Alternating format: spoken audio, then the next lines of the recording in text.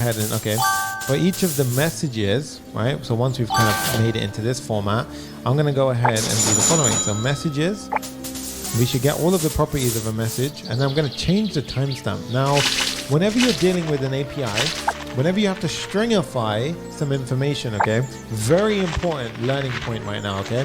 So whenever you have to stringify a timestamp and send it from an API to a client, you lose the timestamp data type. Okay, so it's very important that you understand what I'm saying right now. You will lose your timestamp data type when you send from the back end to the front end, right? Unless you're doing like a Firebase one or something like that. But if you do it typically just from a JSON stringify and a JSON pass, where you send data from your back end to your front end, then you lose the timestamp. And I did not know this for quite a while, and it was a big bug. And yes, like, this is why we need to go ahead, and when we send data from the server, we need to go ahead and manipulate it. So I'm going to say go ahead and get the timestamp, change it to date, which is on the Firebase gives us that functionality, right? Then what I'm going to do here is I'm going to go ahead and say dot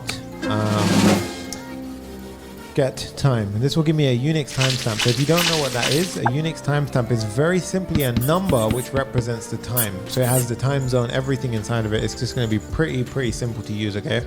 So that's basically what we're doing there, okay?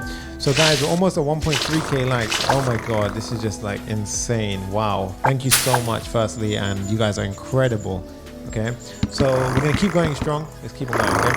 So at this point, what I'm going to do is I'm going to go ahead and say let me go ahead and do 1 second, guys. There we go. All right, whoa, we're almost at 1300 likes. Let's go. This is crazy. Okay, so now what we're going to do is we're going to go ahead and say we've already translated our data as we needed to.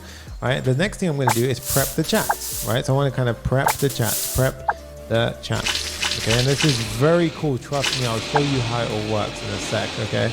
Like once it works, it's cool. Like it's cool. Server-side rendering is cool. Okay. Then we're gonna say chat res. Right. This is gonna be a chat response. And then Eslam said, let's bring the energy back. Let's do it, guys. Let's do this. Get this out. Let's pump the music up a bit. Okay. So now we're gonna see await. Right. Ref.get. Right. So we're using that initial reference to kind of build everything off of. Right.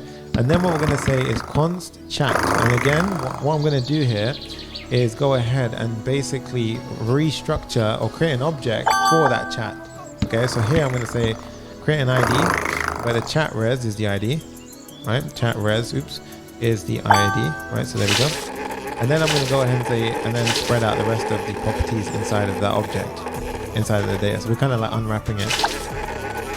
Okay, so perfect. So now what I'm going to do is we're going to go ahead and have the following in play. Okay, so we're going to go ahead and return the following. Now this is the bit where I need you guys to focus. Okay, so when we server-side render, the server basically prepares the page before the client even gets to the page. So once you go